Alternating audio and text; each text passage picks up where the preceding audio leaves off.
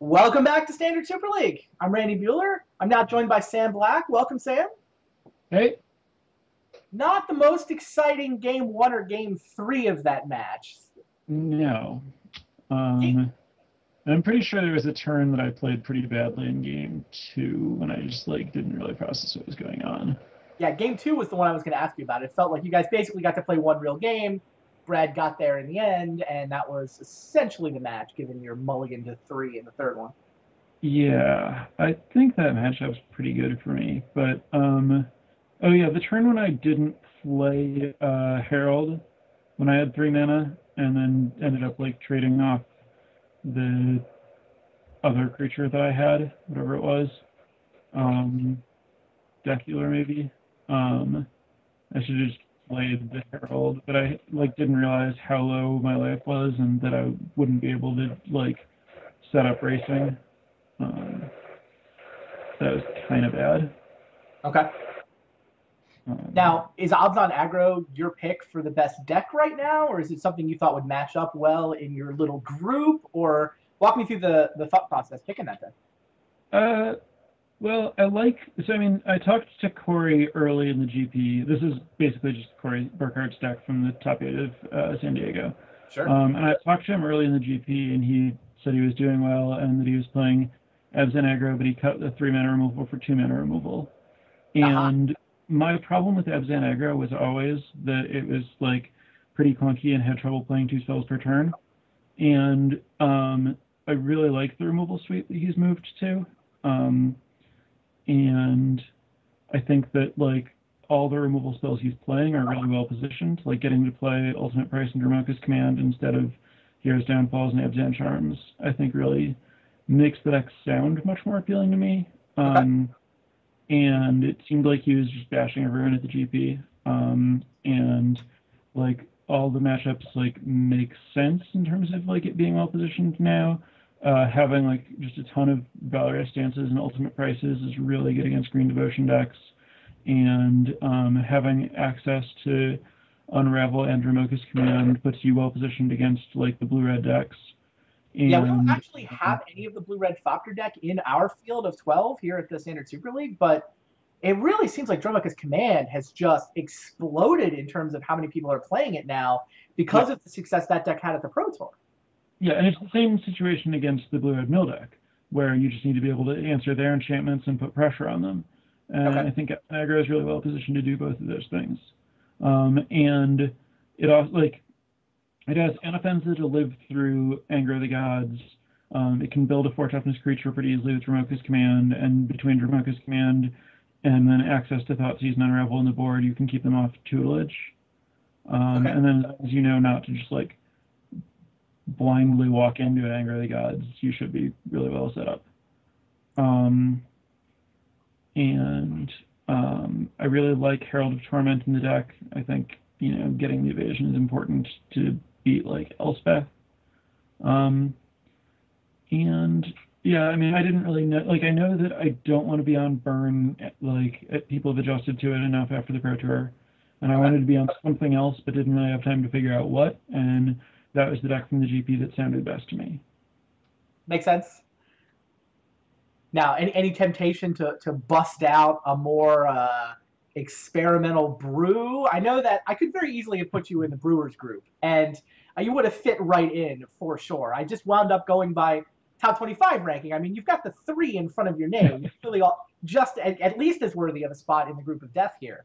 But maybe we would have seen something a little more experimental if you'd been over on that side of the groups. Yeah, I actually took, the role that I was assigned to pretty seriously. If I had been appointed brewer, then I would have tried to brew, but being appointed group of death, I felt like I should, try to choose a serious competitive deck and try to win matches as a top priority over trying to use it as an exhibition match to show off the deck as a priority as I might have in the brewer group. So what would it have been if you'd been on the other side? Did you have one? Well, yes, I have something I threw together this morning to see how it would look. That was a Sultai and Siege Rhino deck with Jason, Siege Rhino, and Gather the Pack, Got it. and then some Delve and a bunch of Den Protectors and a healthy dose of one-ofs that I could find and reuse with Jace and Den Protector and Gather. Oh, That interesting. Okay. maybe there's something there. I'll play around with it at some point in the future. Fair enough. Now, I know you've got Worlds to prepare for. I assume that's your next big tournament? Well, it's not my next big tournament. My next Oh, you're big going tournament is right, but it is my biggest next tournament. to... Fair enough. What, Detroit is the next one then, right? Yep. Who are you teaming with? Justin Cohen and Matt Severa. It's a good team. Probably I've didn't have to actually go that far to find them, huh? decks right when this was getting started. That makes sense. And then, talk to me about the process for Worlds. You've played one of these previously, the sort of new super exclusive World Championship? Yes, I played one. How different is that from preparing for, say, a Pro Tour? Well, so that one was totally different for me because that was my first event not working with the Pantheon. And it was also my first event seriously working with Justin. Due to the nature of Worlds where people like split into smaller groups to avoid having, half the competitors in the same team or whatever, there wasn't really a way to like work with everyone who was in the Pantheon at the time, and I decided it would be easiest for me to just like split off and work with Justin at home. And I was really happy with the work that we were able to do and satisfied with how well prepared I felt for the event. And that was kind of the first step toward making me really want to focus on like preparing with Justin that ultimately led to us joining / co-founding Team Ultra Pro. That is a huge story, by the way. I don't know if everybody out there has followed this story. I know it's come up a lot in Pro Tour coverage, but Justin is your roommate, right? Housemate. You guys live together. He'd never played on the Pro Tour until this season, but you guys had played a lot of other games together over the years. He finally qualifies for the Pro Tour. You want to work with him, and the dude makes the finals of the PT in that first event. Yeah. Pretty insane. And not only does Justin make the finals, and Justin is now the Rookie of the Year officially. He locked that title up at the most recent Pro Tour. But Team Ultra Pro, which didn't exist until Justin queuing tempted you away from Pantheon, all of a sudden Team Ultra Pro seems to be the best team in the game right now. I mean, your results are just better than anybody else's this year. Yeah, that's how I feel about it. Yeah, no, I'm not trying to get you to brag on yourself. I'm really impressed with the work and the results that you guys have put together. And yeah, you and Justin have definitely kind of reshaped the team landscape of Pro Magic. It's been fun to watch. Yeah, I mean, I think Ultra Pro has a really great just dynamic. I think we work well together, and I think our approach to preparation is a little different than teams I've worked with previously. And I know it works a lot better for me. I've cashed every event that I've prepared for with Justin, and I cashed 2 events the entire time I was on the Pantheon. That's fair enough. Okay. Now, I don't know how much of that, you probably don't want to share the secret sauce, but is there anything you can say about how different the preparation process is, or what the secrets of it? I mean, so obviously, everyone's at home versus everyone going out and being in the house, and when you're all in the house, it's really hard to get people to bother to do anything online because you can just talk to each other. And I think that there are a lot of things that using a computer more can do for you, that Justin in particular is really good at drawing out in terms of just like building spreadsheets and sharing deck lists and keeping multiple conversations going in threads that everyone, like someone who isn't around when the conversation is happening can just see it and chime in later and get the information that was present there on the Facebook post. Whereas like if you have a conversation in a house, then the 5 people who happen to be in the room at the time will talk about that while 5 other people are out getting food or whatever. And then anyone who wasn't there for that conversation is just out that information. And so that's a pretty big deal. And then also just like in the house, there's just like a lot of time spent with things like getting food and preparing food for people and just like being in an unusual situation. And also a big part of it is, in the house, it's like just 2 weeks and most people didn't start preparing at all before getting there, which means they hadn't played limited first, which meant that everyone would want to draft twice a day. Mm. With Ultra Pro, like I draft from the pre-release until the release that week, and then on release weekend I draft the entire weekend, and after that we're just done with drafting, and we spend the entire time on constructed, and Okay. that's for 6 hours a day on constructed, and that's just a really big deal. And being the one who's playing all the games is probably pretty good for me. Like I'm never, just like watching the games or anything. Like I'm just like sitting down with Justin and grinding out every matchup. Um, Makes and sense. have way more games under my belt going into the event this way. All right. Well, we are closing in on our fourth match of the evening. It's going to be Paul Rietzl versus Owen Turtenwald. We can put the schedule up and just kind of take stock of where we are, kind of halfway through tonight's show. We started off with Tom Ross versus Josh Utter-Layton. Tom, his heroic deck didn't draw a lot of lands in one game, and Josh was able to play around all the tricks. So Josh, with a Jeskai deck, got that win. Played out like a pretty vanilla Jeskai deck, but I mean, clearly his 75 is fairly different from your normal Jeskai deck. Marshall and Gabby played game 2. Gabby and her goblins were victorious, sending Marshall into, I guess, the loser's bracket. And then Brad Nelson defeated Sam, who's going to be doing commentary with me here for match number 4, Paul Rietzl versus Owen Turtenwald. And before we dive into Owen and Paul's deck lists, I do want to sort of, the two things we've got up after this one, Owen versus Paul is going to be awesome because it's just two truly great players. But I really want to see what Andrew Cuneo's Pyromancer's Goggles deck can do. That's coming up after this match. Andrew, it's a Pyromancer's Goggles deck. That's just what he has brought to the table. Gerard's deck is also kind of cool with 4 copies of Erebos' Titan, but the Goggles, I think, are the ones people are really interested to see. And then, the main event, sitting at the end of the card, the Cheon Showdown, Paul Cheon versus Kenji Egashira. So that will certainly be fun. And we've even got Paul and Kenji in the booth for the Goggles match, where they can, I suspect a little bit of trash may be talked before they then throw down for match number 6.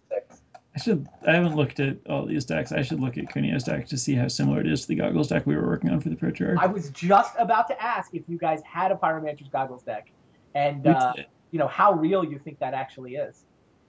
The card is very powerful. This is a direction that we talked about going with it, but didn't.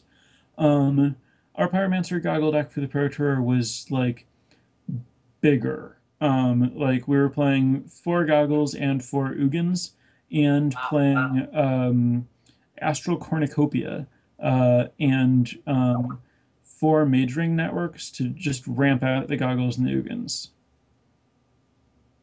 Okay. And that did that work? Bad. Well, it was very bad against counter spells because you were really all in on like resolving these big things. But it was very good against decks that are, at all weak to Ugin because you just cast Ugin on turn 6 pretty consistently. Okay. And then you have Tormenting Voice and Insight to work with Goggles to find your Ugins. And doubled Anger of the Gods. We had 4 Anger of the Gods to try to buy time for it. Sure. This looks a little similar to the way Andrew's Sphinx's Tutelage deck works, in that you kind of got all the red search, right? Magnetic Insight, Tormenting Voice. You've got Anger and Wild Slash to buy time, but the thing you're buying time for here just seems totally different. It's just pure value off the Goggles, yeah? Yeah, it's also going to be interesting to see how these 2 Commune with Lavas play. Sure. I guess you don't have to have a very big X when you're copying it. Right, that was kind of what I was thinking. Yeah, and copying Crackling Doom is obviously great. That should be a fun one. Yeah. All right. Looks like we're going to have one of 2 hand cams for the match between Owen and Paul. Apologies in advance, but we're going to go ahead and get that match started. Paul is playing a red-white heroic deck. I've been calling it red-white heroic just because that's the deck list that it looks closest to me. It's actually only got 5 heroic cards in it. Basically he's got the Hoplites and the Lagana Band Trailblazer. But it doesn't have any of the 2-mana heroic cards. We had Paul in the booth earlier, and he was really describing it as more of a prowess deck. Yeah. Yeah, You know, it's Abbot of Kerokeep, right? It's red-white aggro with the Abbot as sort of the new hotness out of Origins, giving you card advantage, giving you another card with prowess that can take advantage of all of the spells. That is a lot of spells he's got lined up there. Yeah, this deck looks sweet. 24 spells to go with 17 creatures. And most of them need him to have a creature in play. 15 creatures. Yeah. Most of them need him to have a creature in play. He's only got 15, but they are all happy to just have spells get cast. He doesn't have any removal or anything. This is just 15 cards that target his creatures. Pretty much. Like whatever number, all of his spells. So he has to have a creature. And he only has 15. Yeah, I think he was expecting that maybe the group would be kind of dirtily green decks, mid-range green decks are what people were going to bring to the table. And he's kind of got that matchup in Owen. We can look at Owen's deck list. He's on Abzan Constellation. Like, how much ability does Abzan Constellation have to actually interact with Paul's creatures? Yeah, I mean, if you can't, this might be a really bad matchup for Owen, because if you can't stop him from having a creature, he is really explosive. So you like Paul's? I like Paul's side. Being on the play is going to be really big. Just getting to Thoughtseize a creature before he plays it matters. All right, we will get the pictures cleaned up for you. We have Owen's hand. I believe we are not going to have Paul's hand, but we'll try to get that transcribed for you. Just do a little bit of radio. Oh, it looks like Owen's playing exactly the list from the GP, the second place finishing deck. Sure. So Paul's already lost to Abzan Constellation once in the last couple of days. That's what you're telling me? Well, he does have to play that exact matchup, but I think his deck might be a little better prepared for it now. His deck is certainly very different from the Abzan, the sort of control-ish Abzan list that Paul took the top 4 to GP. Totally different deck. So Owen's hand has no way to interact with a creature. I mean, Owen's deck has very few. Yeah. I mean, it's good in that he has a solid curve. So I imagine he has to keep it, but I expect him to get run over. It'd be interesting kind of playing from Owen's side, thinking about all the tricks that Paul can have. This may actually kind of a good match to not see Paul's hand on, because that's what a lot of this gameplay is, right? Especially from Owen's side, it's just trying to figure out what Paul's capable of. Yeah. All right. No, we get to see Paul's hand too. We get to know what it is anyway. 2 abbots. 2 mana, 3 land. So he doesn't have a 1-drop, which 1-drops are super important in this matchup for sure. And he has to lead abbot when he can't take advantage of it just to get a creature down. So this is kind of his worst possible creature start, but he has Temur Battle Rage, which is also going to be really huge in this matchup, I think.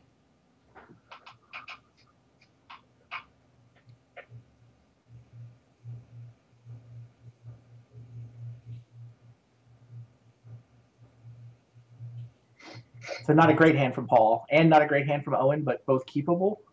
Yeah, I mean, well, like Owen's hand is about as good as he can expect main deck. I mean, like his only good cards really, I think, are like Thoughtseize and maybe Banishing Light, and each of them only sometimes. And I mean, he has what his deck can do. He has like a curve of early blockers, and he has to just hope that Paul has to spend a trick getting past each creature and then doesn't have enough tricks left to kill him. Sure. Paul with no hesitation to play the Abbot on turn 2, of course. Yeah, doesn't get to take advantage of the special ability, but he's got to get a creature into play or his deck doesn't do anything. Yeah, absolutely. And I mean, once Owen gets up to Doomwake Giant, Paul is basically locked out of the game. Sure.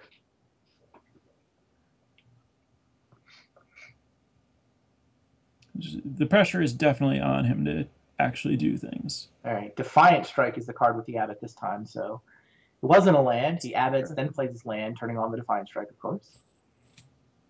I think you have to block here, but Owen doesn't. Owen doesn't. Maybe I'm underrating this Pantheon guy. Yeah, I mean, the Herald of Pantheon, that's the new Origins card that Owen played as his 2-drop. It does make all of his enchantments cheaper, which certainly does some stuff in this deck. Oh yeah. And I mean, I guess it's going to gain enough life over the course, and I guess you know that you're not putting Paul on no creatures.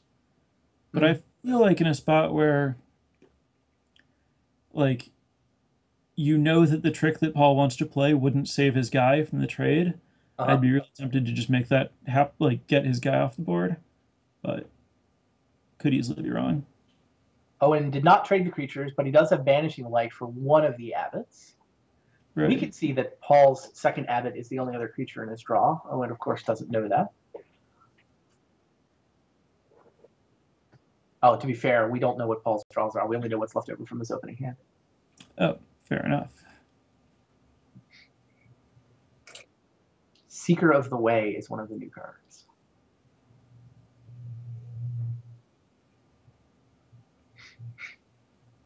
Now, how do you play this from Paul's side?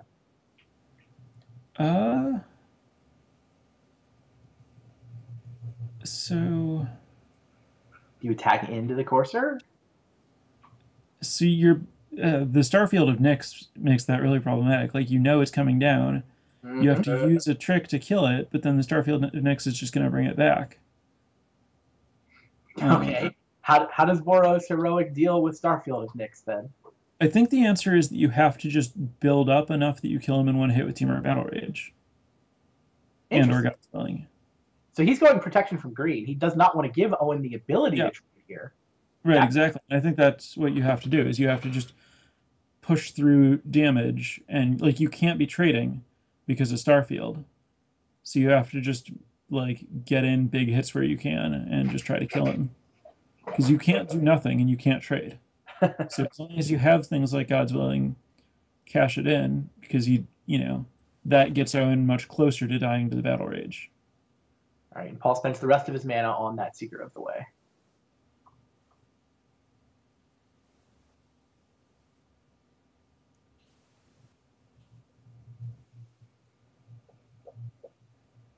So right now, if he draws a land, he can cast Strength, which basically gives +4 power, Presence, which gives +2 power.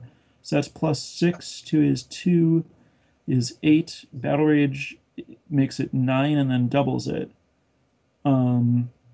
So that's not lethal depending on how blockers go, but it's very close. But again, that's only if he has another land, and that's using all of his resources. Also, Paul does not have another God's Willing, so he can't turn but the Battle Rage will trample through, which is why the blockers matter, but like, we're still close to killing him. But he drew God's Willing. God's Willing is huge, because now we can get low enough. What was that? He scryed into it. I mean, he played God's Willing last turn, got a scry. I don't know if he pushed or saw it, but right. And we have the 4th land. Wow. Everything's coming up Rietzl, I think. I wonder if this is lethal. I think this is lethal if you go God's Willing, Titan Strength, Temur Battle Rage. I mean, we should just add it up, right? That's 3 Prowess triggers to get to 5, Titan Strength to get to 8, Temur Battle Rage 16. Isn't it 1 short? Owen gained life off both the Herald and the Courser last turn. So I think it's 16. How crazy. Wait, can you make it more by casting the God's Willing on one of them and the Battle Rage on the other after it gets blocked? Quite possibly. That's the math Paul has to be doing here. Yes. God's Willing to make one of them unblockable. Temur Battle Rage to make the other one trample over. Yeah, if you point the Titan Strength, the Battle Rage at the blocked creature. Wow, Paul's sending him in. He's done enough math. Owen knows that he has to block, and now what's going to happen? It feels like there's enough here. Oh, Paul did not God's Willing pre-combat, so both blocks were possible. Yes, there's not. So he's definitely not killing Owen this turn. I don't know. Pre-combat, doesn't he? I guess I'm surprised he didn't do God's Willing pre-combat. Yeah, I mean, he must have. I mean, we didn't actually do the math on what happens if he goes the try to get damage with both creatures route. Maybe Paul did it and figured out that it wasn't lethal. Well, he would have 3 prowess triggers on the unblocked guy, right? For 5. And then the other dude would be trampling and double striking. Right. And what, 5, 8 would be 8 double strike trample. So that's 16. Minus the toughness, but plus the 5. Wow, he's 6 also potentially. So it's only 10. So it's only 15 getting through, but it kills both of Owen's creatures. If Owen double blocks, it would also not have been lethal. You're exactly right. Right. So, I mean, if he just decided, well, I don't have it, and then thinks that it's profit, like this way he can just unload on one of them, kill both of Owen's guys, hit for a bunch with the battle rage, and then God's Willing for a lethal next turn, I'm guessing is what he's trying to set up. Crazy. Yeah, there's the Team of Battle Rage. Trample over for a bunch. How big is that guy now? It's like 12 or trampling over. And a Johnny's Presence to save the other guy and pick up a couple prowess triggers. No, I think it's the other guy's getting prowess triggers anyway, so he doesn't need it. I'm assuming that, yeah, it was, yeah, Presence the same guy, putting Owen down to 1, and now the God's Willing is going to be lethal unless Owen can find another color of blocker. Yeah, so Paul was able to get him to 1. Kill both creatures. Starfield brings back a Courser. Other Courser gets played. But yeah, Paul's down to just the God's Willing, right?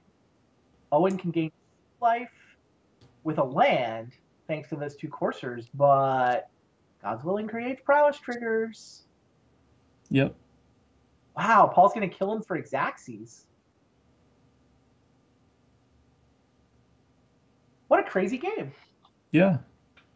Yeah, I mean, I think Paul's line makes sense once you realize that, like, Owen can double block to stay alive, and then Paul's totally out of gas and might not have a way to break through. Whereas this just gets him low enough that the God's Willing kills him the next turn. Yeah, Paul comes by that HOF in front of his name, honest. Dude can play some Magic.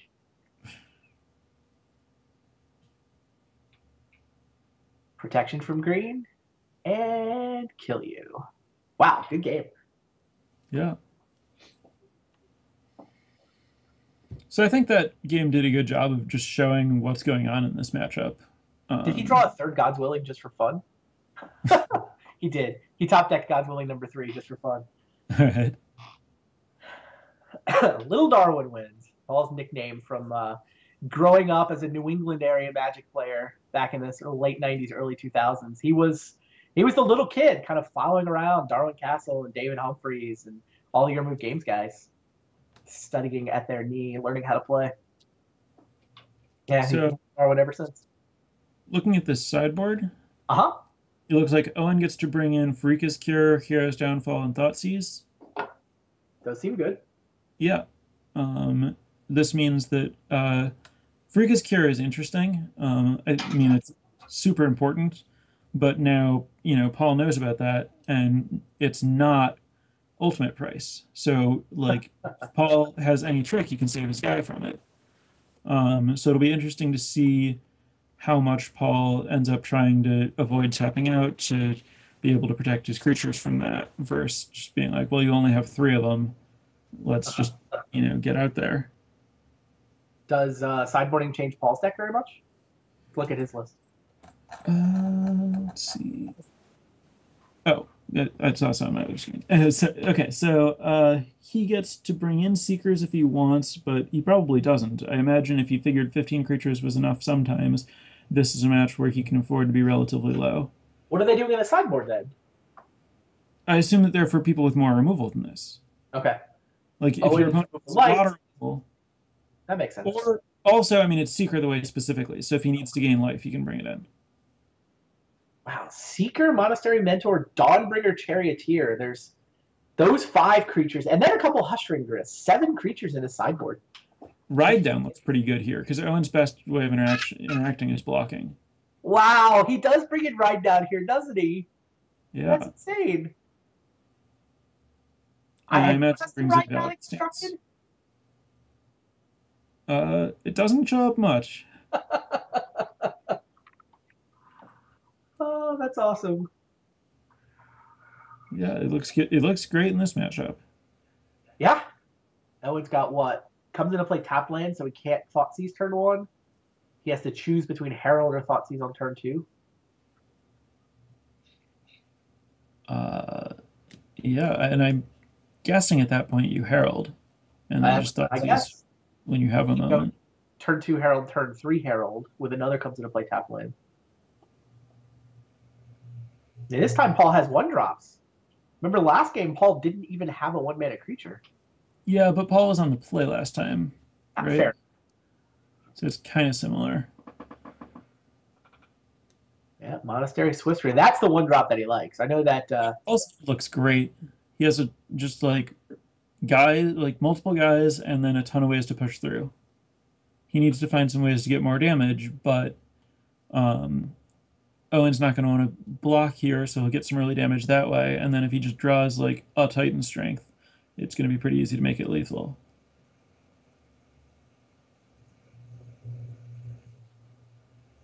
Yeah, Swissery for 2, mana untapped, threaten a trick. Owen can't block, so Paul gets to drop the 3rd guy. And he knows that Owen doesn't have Drown in Sorrow or anything in his deck. Right. Deck lists are public. These guys can see each other's lists.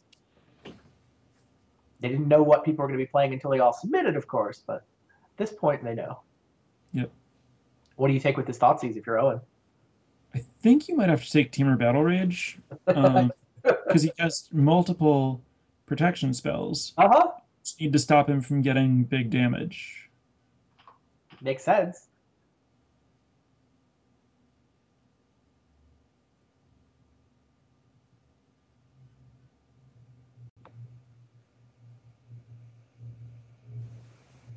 Paul's deck is awesome. Oh, well, he took a card I didn't know about. Oh, Dragon Mantle? Fair enough. So... Paul, new to the Super League, of course. Well, we'll get the bugs worked out with his hand cam for next week, I'm sure. Yeah. And taking Dragon Mantle makes sense, because it just, makes all his guys bigger and draws him another card. That's definitely not something you want to have happen here, especially the permanent boost on the favorite hoplite. Yeah, this is really a prowess deck instead of a heroic deck. I should just change the name, probably. We should change the name. Farika's Cure. Yeah, I mean, Owen has some removal, but Paul's on a really creature-heavy draw, so... Speaking of cards I haven't seen played and constructed yet. Artful Maneuver. Artful Maneuver, ladies and gentlemen. Uh-oh. We'll get them to pause and bring you continued coverage as soon as we relaunch our client. Wow, so Paul's deck seems awesome, right? This is definitely a good matchup for it. I mean, it's a sweet deck, but, against a deck with like a lot of Anger of the Gods or something, things would look a little different. Or just, a deck with a lot of Wild Slashes, I imagine, would be well positioned against it. But it's a cool take on Heroic for sure. Paul's commenting in our chat that he was dealing damage too quickly and made the whole system go down. Nice. Yeah, I mean, obviously we get 3 weeks with these decks. These guys are going to play the same deck through the entire group stage. So Paul will be playing against you with your aggro deck. How does that matchup look, do you think? Well, he's definitely faster than me. Okay. I think that the specific, having 2 mana removals instead of 3 mana removal is absolutely huge for me. Okay. He obviously gets on the board first and then has ways to counter my removal, but I don't know, it'll be interesting. Looks like we have the game here, though. I definitely like Paul's chances in this match, but now I'm starting to think, right, is it a matchup thing that's making him look so good here against Owen? Is the deck just great? Is the deck actually real? And this is certainly the kind of deck he's trying to prey on. Yes. Mid-range green decks. Been a lot of those in Standard for the last year or so. Yep.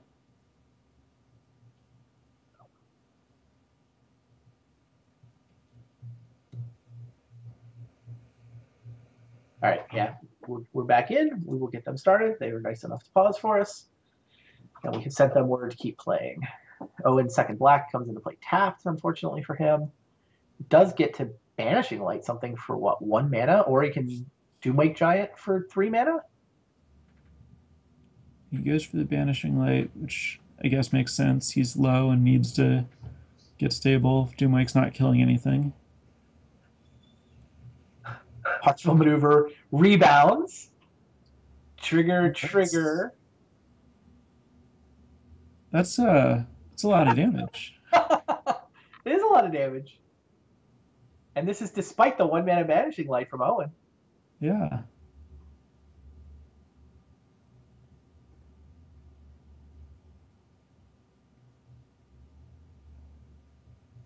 I wonder if we're going to see a chump block, and I wonder if Paul's going to allow a chump block. He has Teamer Battle Rage, so chump block doesn't work out all that well. Right. But if he doesn't chump, then I mean, could Owen make double block? Is super scary, right? On the So the 2/3. We have 5 power. So if Owen doesn't block, Teamer Battle Rage is probably lethal. It seems lethal. It looks lethal. So that. Yeah, he's going God's Willing. Does he have a land? If he drew a land this turn. So this is upkeep. Find a land. Upkeep God's Willing so that he can use the Scry because Paul knows a land would be lethal. And there it is. Battlefield Forge. Now the guy who's pro-green can become double striking and trampling. Not that the trample does anything. Yeah, and he knows that I think Owen's list can't... Oh, he's just going feeder resistance here. Is that lethal? I imagine that's lethal if that's what he's doing. Yeah. Yep. -2 for Owen Turtenwald and Paul Rietzl, ladies and gentlemen.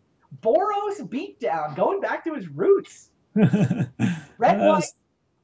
Those were quick games. Heroic, whatever. It was beatdown, and it was Paul sculpting the draws, lining up the tricks, and just smashing Owen's attempt at a mid-range green deck. Yeah. That was fun to watch. Yeah, I mean, it's a sweet list. He's playing a lot of unusual cards that are working really well together from what we saw there. The Artful Maneuver was worth a ton of damage. Indeed, yeah. 2 prowess triggers each time it was cast, plus the natural +2/+2. I guess it was a 3rd prowess trigger when the Seeker was in play. That was the turn that we crashed on. It was a play, right? Yeah. All right. That was fun. But now we get to shift gears. Now we get to let Andrew Cuneo take over the stage. And we get to let Andrew Cuneo show us if what he has cooked up with Pyromancer's goggles. Thanks for hanging out with me, Sam. I'm also going to take the next round off. We're going to turn things over to Paul Cheon and Kenji Egashira to cast the goggles match, and then I'll be back for our last match of the night where the two of them will clash. Stay tuned, guys. Standard Super League will be right back.